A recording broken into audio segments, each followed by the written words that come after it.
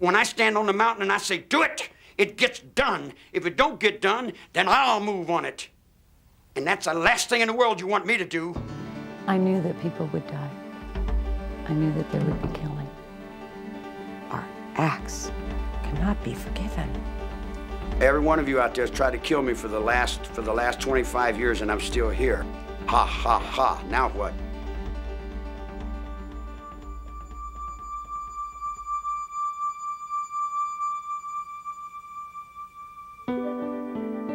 On August 9th, 1969, unknown intruders broke into the fashionable Los Angeles home of movie director Roman Polanski and his pregnant wife, the actress Sharon Tate.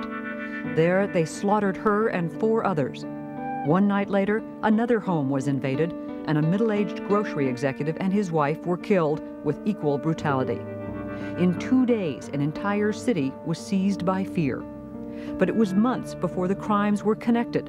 When they were, a small, bizarre character named Charles Manson was charged with provoking his apparently fanatic followers to commit the crimes.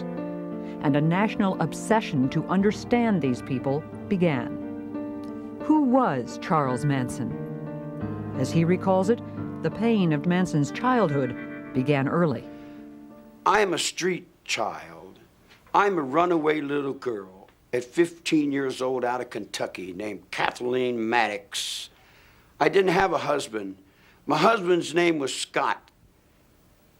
And he married somebody else and went down the road, and she went to Cincinnati and had a guy named Charlie Manson. Charles Manson was born on November 12, 1934 in Cincinnati, Ohio, in Cincinnati General Hospital. His mother, Kathleen Maddox, was just 16 and unmarried when he was born. His father was a Colonel Scott who'd briefly known Kathleen. She was very, very motherly looking. She was as motherly looking as my mother was. My mother went to prison for 5 years for strong-arm robbery. Her brother had to deal a trick in off the street and put the yoke on him to get some money to eat. But when I heard she was a prostitute, I couldn't believe that either. And she went to prison, and I used to visit her in the prison visiting room. His mother's absence and rejection would make a life with her a dream of Charles Manson's throughout his childhood. Manson spent many of his early years in the small town of McMecken, West Virginia, with his deeply religious aunt and uncle, living, by all appearances, a not unhappy small-town life. The house was a big, older house, but it was beautiful. He had just about anything he wanted, I would say. His aunt and uncle and grandmother took him to church. He didn't like going. The only thing he really liked, was the singing. But Charles loved to sing. But some of Manson's outlook on the world came from another uncle, a mountain man. Out of the Kentucky mountains, when my uncle said, "We ain't surrendered, we're still rebels, and we'll be rebels until the end of time, because I ain't accepting no Yankee school." He said, "Don't go to those schools, boy." So when I was 9 years old, I set the school on fire, and I went to reform school.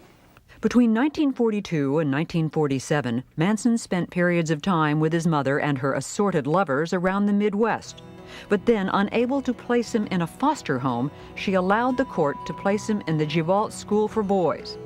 After 10 months, he ran away to find her, but she would not take him back. This was a turning point for Charles Manson. The only thing my mother taught me was that everything she said was a lie. And I learned never to believe anyone about anything. He ran away from the school again and began a life of petty crimes, including breaking into grocery stores and stealing a bicycle. In 1949, after time in a juvenile center, he was sent to Father Flanagan's famous Boys Town. According to a 1949 article in the Indianapolis News, a dead-end kid who has lived in an emotional blind alley is happy today. He's going to Boys Town. Manson ran away 4 days later. Now just 13, he stole cars, broke into stores, and committed his first armed robberies. He was then sent to the Indiana School for Boys, where he claims he was raped and repeatedly beaten. He ran away 18 times. Now the punishments escalated after he stole cars, committed armed robbery, and held up gas stations. He went from the National Training School for Boys to Natural Bridge Camp to federal reformatories at Petersburg, Virginia, and Chillicothe, Ohio, where he was paroled in 1954. He was just 19 years old.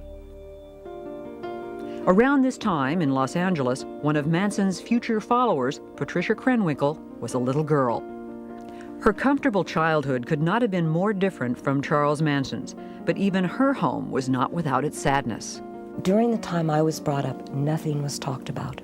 I mean, my parents' dissolution of their marriage, you don't talk about that. You don't talk about problems in the home. I never felt like I had a sense of who I really wanted to be or become. In 1949, Leslie Van Houten was born into a solid middle-class family in Altadena, California. From an early age, she wanted to help the world. Her parents, too, would divorce. I was always very creative girl, young girl, artistic. But I never, for a while, I wanted to be a school teacher. Somewhere along the line, I got distracted and I lost motivation. Believe that I was desperately seeking someone that I could love and hold on to and call my own. That somehow my dad leaving had left a space there. In January 1955, back in McMecken, the 20-year-old Charles Manson married 17-year-old Rosalie Jean Willis. He held odd jobs, but continued to steal cars, driving them across state lines. 1944, I went to juvenile hall. I didn't get out till 1954. I got a little girl named Rose, stole some guns, went to Georgia, burglarized a store, got a straw hat full of dimes, and came to L.A. I turned 21 years old in the L.A. County Jail. I wasn't out but a hot second. I've been in jail all my life. It was one of the curious facts about Charles Manson. He would often manage to commit small-time crimes that nonetheless violated federal laws and would bring tough penalties. A suspended sentence turned into a 10-year term after he violated probation on a charge of forging a very small treasury check. I was struck by something initially, and that is that he had been sentenced to 10 years for attempting to cash a $43 treasury check, and he did 7.5 years. From 1951 to 1967, Charles Manson's rap sheet shows a range of crimes, from mail theft to forgery to running prostitutes. It was at McNeil Island Penitentiary that Manson developed a skill at the guitar and an interest in music that would play an important part in later events. The man who taught him the steel guitar was an aging fellow prisoner, the renowned Depression-era gangster Alvin "Creepy" Karpus. More important, it was in prison, with its rigid codes of behavior and its hierarchy, that Manson developed his way of looking at the world. See, I never realized that people outside are much different than the people inside. People inside, if you lie, you get punched. You get misused. You don't lie to the lieutenant. Lieutenant don't lie to you. There's a certain amount of truth in prison, and being raised in prison, I was raised pretty much in the light of that truth. He did his own time. He pretty much refused to be programmed to go along with the expectations of the prison staff. He apparently spent a lot of time in his cell playing the guitar, writing music. He did attend a class, did very well in a power of positive thinking class, which I always thought was a part of his style. He was released from prison in 1967. It's been said that he asked not to be released. He'd now spent more than half of his 32 years inside, and prison was the only real home he'd ever known. What's more, Charles Manson had never known life with a real family. That would make a family of his own very appealing. Prison may have meant a life of little change for Charles Manson, but life outside was changing radically. It was a far different world now from the one he'd known before prison, and it was one where his particular skills would serve him well. It was the mid-1960s, and the Haight-Ashbury district of San Francisco was, for hippies and others escaping the mainstream, the promised land. What we saw at its peak were literally thousands of flower children all over the country, all over the world, attracted to this movement, like moths to a flame, you know, summer in San Francisco. There was a philosophy here that was totally revolutionary that they'd not heard before, and this was the epicenter of it. A lot of very young, creative, exploring people came there, but then you started to see a shift where more disturbed, sicker, more drug-involved people started to come. The hallucinogenic drugs like LSD were being replaced by stimulant drugs, speed particularly, that led to compulsion and paranoia. And innocence was giving way to violence. You may recall a song, the lyrics of which were, if you come to San Francisco, you better wear a flower in your hair. By 1967, if you came to San Francisco, you needed to wear a .45 in your belt. It had changed that fast. The kids were still coming from all over the United States with the same set of expectations, but the welcoming committee was very, very different. There was a brand of street theater that was hard to imagine. If we are coming up to the beatnik area, all the stores out in this area, they're taken over by the beatniks, and we see them in all shapes and sizes. I think this one is a girl walking in front of us. She has a hair ribbon, but it's hard to tell. It was a scene where if you grew your hair and talked the talk, you fit in. This was the scene which Charles Manson entered on his release from prison in 1967. When he came out, he initially told me that there was nothing I could do, that that he could go back to prison. He was not afraid of it. He was not going to do parole if parole was going to be onerous. He was clearly an antisocial personality. He was superficial, he was glib, and he was very adaptable. And when I got out, all your children would come to me because they never had anybody to tell them the truth. He sized up people, I think, fairly quickly and fairly accurately. I think that's a skill you learn in prisons. He said, so your father just kicked you out of the house. And that started it. Lynette Squeaky Frome joined up with Manson early on. It was easy to talk to him. And we talked on a number of levels. His mind intrigued me. Charlie was what he needed to be at any given time.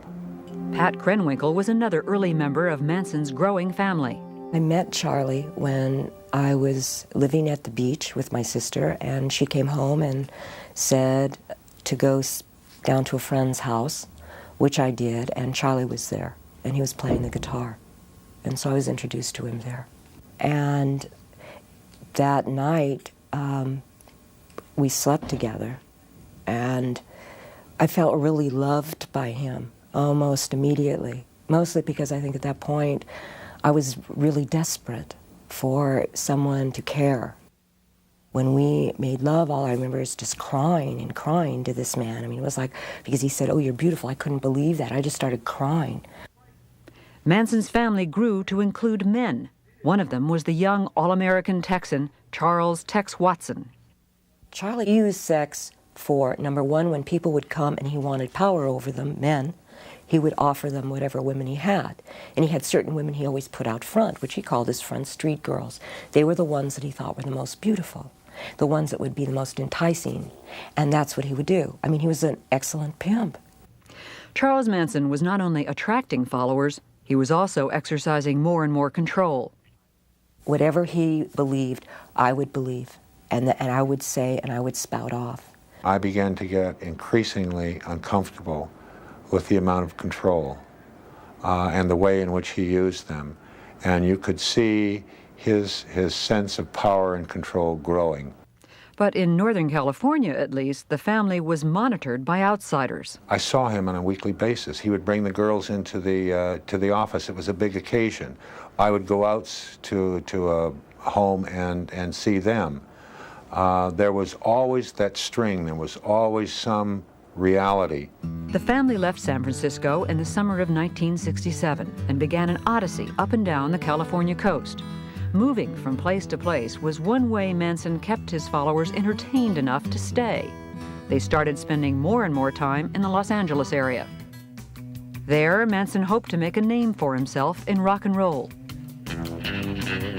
I think he felt that once he got down there, things were going to be very, very different. He had contacts with the Beach Boys. It was through the women that Manson made his connection with Dennis Wilson of the Beach Boys.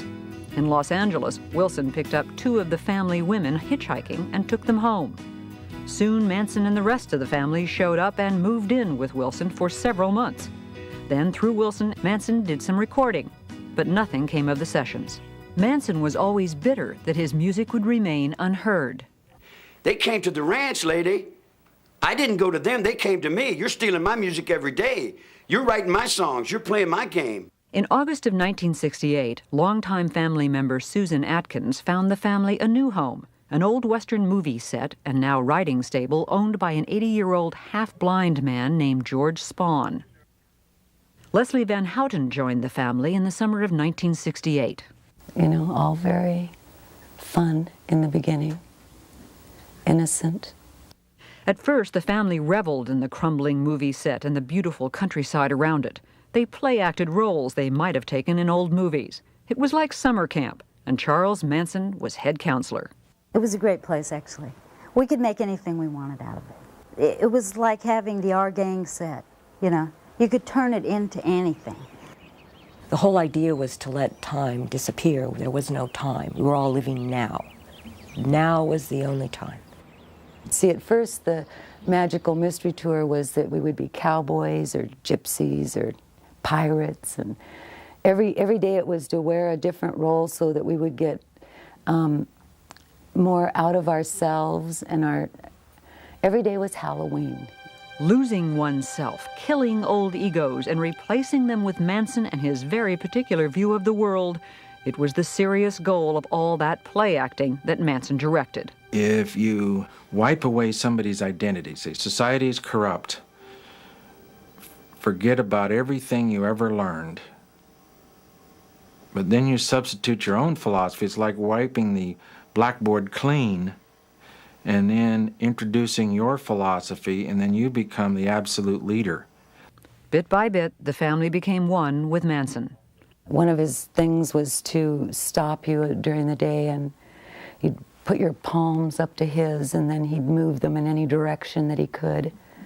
Or he'd make a series of faces, and then you were supposed to try to keep up with them. And the whole thing was always geared toward just complete mirroring of him. One powerful way that Manson maintained control was through drugs, particularly LSD. Well, we took hundreds of trips together. The acid trips were exercises in total control. With Charlie, he actually did almost like drug programming. I mean, he was the focal point at all times. And what seems so amazing is that he somehow, because acid is a very powerful drug, and it's like I would feel like totally out of control, and yet I would watch him and he would seem totally in control. One of the things, when I look back, I realize I didn't always see him take acid. I don't think he did. The idea was to get rid of all the conditioning, to die in yourself. So he would hold you up and say something to you. Say, see, I can see your mother on you. It's still the conditioning. You know, you haven't gotten rid of it. You're not dead yet. Sometimes he would reenact the crucifixion when we were on LSD. And it was very realistic. I would die for you. And then the questions would begin, would you die for me? And what was the philosophy that Manson was offering? It had begun with the notion of oneness and the power of love, but over time, it grew steadily more paranoid. The messages to the family grew steadily darker. There was no right or wrong, and life and death were really the same thing. In fact, death could be a welcome step on the way to a better world.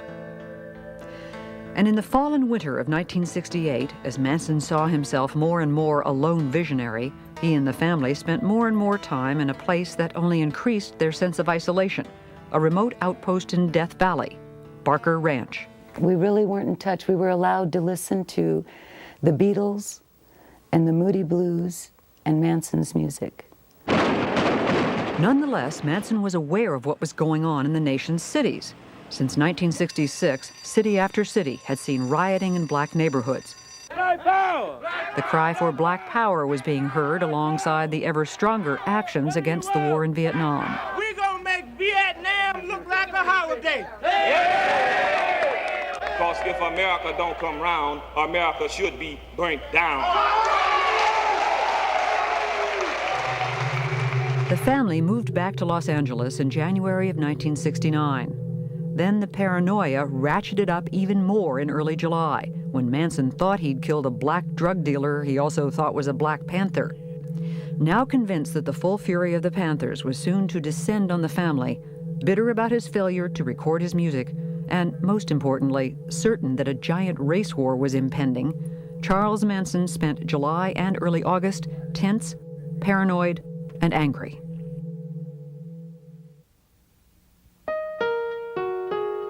On the night of August 9th, 1969, at a house on Cielo Drive in Los Angeles, the actress Sharon Tate, wife of movie director Roman Polanski and 8 months pregnant, was at home with her friends, the hairstylist Jay Sebring, coffee heiress Abigail Folger, and Roman's friend Wojtek Frykowski.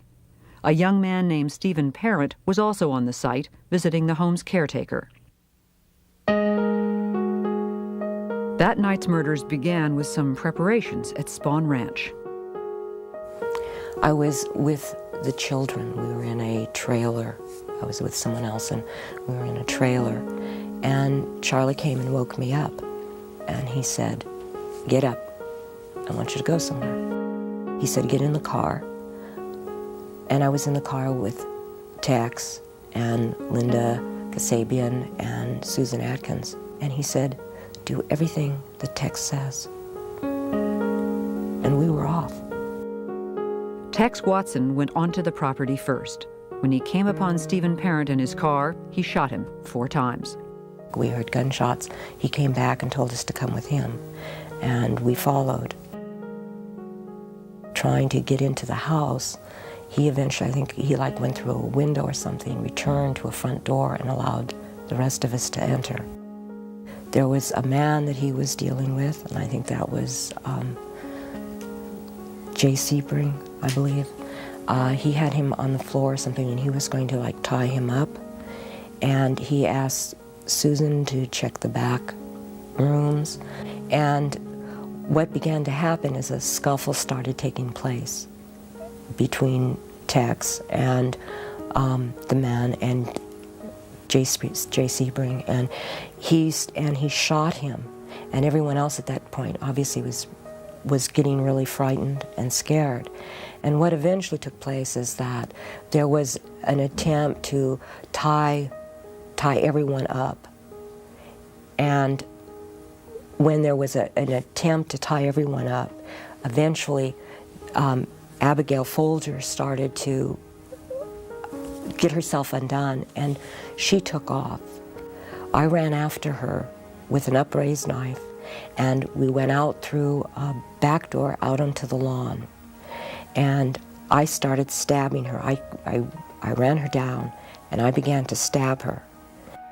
I remember her saying, "I'm already dead." It was Tex Watson who delivered most of the fatal blows at the house that night. We were so locked in, it's just okay, this must be this, and when you just become more in more like a robot, somehow this must bring it. The scene left behind was grotesque. There was blood everywhere. A rope tied twice around Sharon Tate's neck was looped over a beam and tied around Jay Sebring's neck. Abigail Folger and Wojtek Frykowski lay on the front lawn. Stephen Parent lay dead in his car. And on the front door, in Sharon Tate's blood, was the word pig. Besides being shot and bludgeoned, the victims had been stabbed a total of 102 times. When I got back to the ranch, we got out of the car, Charlie came up and asked everybody how it went. But that was the first time I looked at him and I said, "Charlie, they were so young. And he just said, go with Tex. The next night, another attack. This time, it was at the home of grocery company executive Lino LaBianca and his wife Rosemary in a very different section of Los Angeles. Manson knew the house because he'd attended a party at a neighboring home in the past. Along this second night would be Leslie Van Houten, anxious to prove her loyalty to Manson. I knew that people would die. I knew that there would be killing. Manson, Van Houten, Krenwinkel, Watson, Atkins, and Linda Kasabian drove around for a while before they stopped at the LaBianca house. Manson went inside, tied at the LaBiancas, and then left. Pat had a knife, and I tried to hold Mrs. LaBianca down, and I couldn't do it. And Pat went to stab her, and she couldn't do it. Leslie was still trying to hold her because she was struggling, and I went and got Tex. And Tex went into the bedroom, and I stood in the hallway, and I looked into an empty room in the den, and I just stayed there, and I didn't move. And I have no sound memory of Mrs. LaBianca dying. All I remember is staring into that room. And then Tex turned me around and handed me the knife, and he said, do something. Because Manson had told him to make sure that all of us got our hands dirty. And I stabbed Mrs. LaBianca in the lower back about 16 times. The scene at the LaBiancas was no less macabre than that at the Tate house. A carving fork protruded from Lino LaBianca's stomach, a knife protruded from his throat, and the word war was carved in his flesh. Mrs. LaBianca was in the bedroom, her head covered by a pillowcase with a lamp cord tied around her neck. And on the walls, written in their blood, were the words, "Death to pigs," and "Rise," and on the refrigerator door, the words, "Helter Skelter." I said, if you're gonna do something, leave something with you. Just like I would tell you, if you're gonna do something, do it well, and leave something with you. Leave a sign to let the world know that you were there. Have a good day. The two victims had been stabbed a total of 67 times. Meanwhile, the news of the first night's murders had hit LA like an earthquake. There was a terrible fear, a terrible trepidation on the part of the Hollywood community that this killing, this ritualistic killing, had something to do with celebrityism. And so a lot of the high-profile Hollywood stars, apparently Sinatra left town. Tony Bennett was living at the Beverly Hills Hotel in one of the bungalows. He moved inside to be safe. Steve McQueen supposedly drove around with a gun in the front seat of a car now, all reacting to the Sharon Tate killings. It was amazing. Everyone's got a piece of the story. Wherever you went, there was somebody say, did you know that they found the thing? And that, you know. It seemed everyone wanted a gun. 200 guns were sold by one Beverly Hills store in 2 days. It took 2 weeks to get a locksmith. Police were interviewing many celebrities, and some became more careful about their habits. One local in the film business said, toilets are flushing all over Beverly Hills. The entire Los Angeles sewer system is stoned. Now the rumors started to fly. The first rumor that hit, as far as the crimes were concerned, was that it was drug-related. It was a drug hit.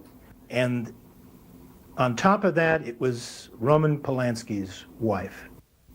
People knew about Polanski's film, Knife in the Water, all of these strange, dark, mystical movies involving drugs and sex and killings.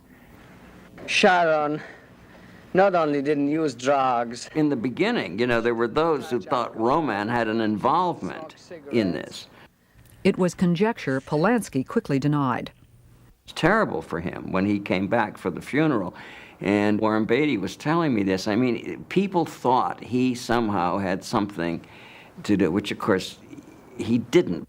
In spite of the obvious similarities between the Tate and LaBianca murders, the police believed that the second crime was merely a copycat incident based on news reports of the first, and the two investigations were run quite separately. During the investigation, the family was actually arrested and then released on an unrelated charge of auto theft. They then headed north to the safety of Barker Ranch in Death Valley. On October 10th, the family was rounded up on new charges of auto theft and arson. And while they were in jail, the L.A. murder cases broke open. Family member Susan Atkins was implicated by another member in an earlier crime. Jailed in L.A., she blabbed to cellmates about the Tate and LaBianca murders. "The more you kill, the better you like it," she told them. Then one cellmate repeated the stories to the police. In December of 1969, nearly 4 months after the crimes, Charles Manson and 5 family members were charged with the Tate and LaBianca murders. What some called the crime of the century would now move on to a trial that would mesmerize the city. The trial of Charles Manson, Pat Krenwinkel, Leslie Van Houten, and Susan Atkins for the Tate and LaBianca murders began on June 15, 1970. Manson demanded and was refused permission to serve as his own attorney. Still, from the beginning, it was clear that Manson was in complete control of the defense. You have to realize that I viewed Manson as being the main defendant. To convict his co-defendants and have him walk out of court, I think, would have been an unsuccessful prosecution. The problem was that Manson was not at the murder scene. He did not physically participate in these murders, so I had to bring him in by way of circumstantial evidence, and also by the law of conspiracy. At the heart of the prosecution effort was the bizarre story of Helter Skelter, the stranger-than-fiction doomsday scenario that Charles Manson had woven from his earlier certainty of a coming race war. Helter Skelter was a name he'd taken from a Beatles song. Manson envisioned that white people would turn against the black man if they thought the black man had committed these 7 murders, and ultimately there would be a civil war between blacks and whites out on the street. During the war, he told them, he said, we're going to hide out in the bottomless pit in the desert, a place he derived from Revelation 9, a chapter in the last book of the New Testament. Manson foresaw that the black man would win this war. But later on, he said the black man, because of inexperience, would simply not be able to handle the reins of power. So we would have to look around at those white people who had survived, who had escaped from Helter Skelter. And he said, we'll come out of the bottomless pit, and quoting Manson, we'll send Blackie on his way to picking cotton, and we'll take over the leadership of the world. Chief prosecution witness was Linda Kasabian, who had driven the car on the night of the Tate murders. She agreed to testify in return for immunity. Can you get out of the way? The mood around the trial and throughout L.A. was as bizarre as the accused themselves. It may be more than 6 months before the Tate case finally goes to trial here at the Hall of Justice, but Hollywood isn't waiting. 2 movies about the mass murders already are in the works. One producer said his film will concentrate on the hippie clan charged with murder and explain on the screen why they might have done it. Day after day, Manson would come into court and by turns intimidate and amuse. He was playing the people. He was playing to the courtroom. He was playing to the press. We had quite a few staring sessions. He was always staring at people. You know, he'd stare at the jury, and they would turn away. He'd turn around and stare at spectators. During the trial, as in their lives before, the 3 women took all their instructions from Manson. The entire proceedings were scripted by Charlie. Every day we'd meet, and he'd decide, well, today I want you each to stand up and hold your hands in some stupid symbols. You're going to get up and scream. You know, each day was scripted, and that day we proceeded through the events. With Manson, he believed that everything we did was creating some picture that was going to go out in the universe and somehow change it towards his, bend it towards his will. The daily march of Van Houten, Atkins, and Krenwinkel, smiling and singing, was unnerving to anyone who saw it on the news. The song they were singing was one that Manson had written.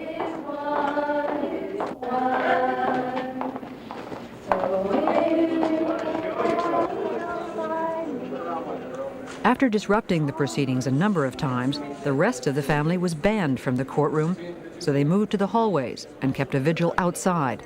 At first, the mood was almost festive. 626. How did it feel to see this? We saw them every day. You know, come on, Squeaky, you can't really be serious about that, you know. And we would banter back and forth, and so there was a joviality. But continuing to shock the courtroom, Manson carved an X into his forehead in late July to symbolize his removal from society. The following weekend, the 3 girls followed suit. National attention on the trial included unwelcome notice from the highest level. President Richard Nixon spoke of Charles Manson in a speech on August 3rd. Here is a man who was guilty, directly or indirectly, of 8 murders without reason. Here is a man yet who, as far as the coverage was concerned, appeared to be rather a glamorous figure. And the next day, a smiling Charles Manson held the headline up to the jury as the defense demanded a mistrial. It was denied in spite of the defense team's best efforts. The President of the United States says somebody's guilty. What recourse do you have? You answer the question. Inside the courtroom, the most dramatic moment occurred on October 5th, 1970, when Manson lunged 10 feet towards the judge. He was restrained, and the trial continued. It certainly was within earshot. On November 16th, the prosecution rested, and the defense then rested without calling a single witness. Struggles with Manson and changes in the defense team were constant, but there was still alarm when defense lawyer Ronald Hughes did not show up in court. His body was later discovered in a wilderness area. One ex-family member has claimed he was murdered for disagreeing with Manson over Leslie Van Houten's defense. Guilty or innocent? What legal alternative? On January 25th, 1971, after 9 days of deliberation, the jury found each defendant guilty of conspiracy to commit murder and murder in the first degree. In a separate trial, Tex Watson was also found guilty and sentenced to death. In the penalty phase of the trial, the women did testify and tried to exonerate Manson. And now the instructions from Manson were changing. One of the things that Charlie always promoted about himself was, I don't lie. And all of a sudden he was asking every one of us to lie on a daily basis about something. Oh, say this, say that. And we're going, but I didn't do that. And it was like, you lie? A God lies? On March 29th, the jury called for the death penalty for all 4 defendants, a finding the judge then upheld. In protest, the women shaved their heads. Before that clerk reads that verdict, you don't know what he's going to say, life or death. It's a very tense, suspenseful moment. And I looked over at Manson, and his hands were trembling. Now here's someone who always spoke about the beauty of death. He was always telling everyone, death is a beautiful thing, and maybe when we kill these people, we're doing them a favor, and they don't even realize it. But I was with him for 9.5 months, and he fought very hard for his own life, see? So that was just pure hypocrisy on his part. The defendants faced the death penalty now. To at least one of them, it was a kind of relief. I was more than willing to go to the gas chamber. I didn't fear it. The death penalty for me at the time it almost justified my not having to deal with what I had done. It was the eye for an eye. They're going to kill me. I don't have to deal with it. And then, in 1972, the Supreme Court overturned the death penalty. Death sentences were commuted to terms of life imprisonment. In the case of Charles Manson, there was a certain irony involved. In fact, he told me after the trial, Bugliosi says, you know, you haven't achieved anything here. He said, all you've done is send me back to where I came from. But I said, well, yeah, Charlie, that's true, but as far as I know, you've never been in the green room before. The green room is a reference to San Quentin gas chamber. The next year, I was driving my car, and the car radio was on. And I heard where the U.S. Supreme Court had set aside the death penalty, Furman versus Georgia. And the very first thought that came into my mind is that what Manson had told me at the end of the trial was true. That all we did is send him back to where he came from, and he doesn't mind prison life. So in a sense, and I hate to say this, in a sense, Manson has beaten the rap. It was 1972, and Pat Krenwinkel and Leslie Van Houten were still young women with a lifetime ahead of them, a lifetime to face what they had done. All the way on the boat, too. More than 25 years after the murders at the Tate and LaBianca homes, Charles Manson, Patricia Krenwinkel, Leslie Van Houten, Susan Atkins, and Tex Watson are all still in prison serving life terms. All have been reviewed for parole numerous times, but it's always been denied. You can have the rest of it and put me back in my cell. This is all I really want to do. Charles Manson has not even attended all of his hearings. I don't think there's a decision among you, is there? Now Charles Manson is over 60 years old, and Tex Watson and the women are in their mid-40s. Not easy. And to listen to Manson, Pat Krenwinkel, and Leslie Van Houten today is to hear very different memories of those events a quarter century ago. If anything, the older I get, the harder it is.